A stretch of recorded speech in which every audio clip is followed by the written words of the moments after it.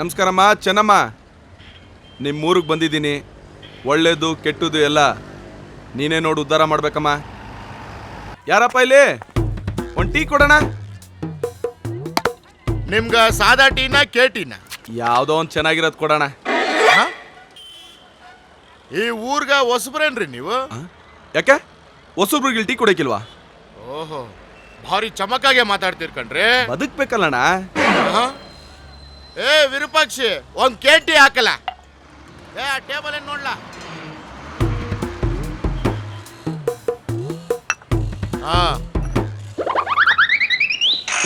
ಮಗ ಇನ್ನೊಂದು ಟೀ ಕೊಡ. ಯೋ ಹೋಗಿ ಟೀ ತಗೋಬಾ. ಈಗೇನ್ರಿ ಕೊಟ್ಟಿದ್ದು? ಟೀನಾ ಇದು? ನಾನೆಲ್ಲೋ ನೀನ್ ಬಿಸಿನೀರು ಕೊಟ್ಟಿದ್ಯಾ ಮುಖ ತೊಳ್ದು ಬಾಯಿ ಮುಕ್ಕಿಸ್ಕೊಳಕ್ಕೆ ಅನ್ಕೊಂಡೆ. ವಾಗಣ.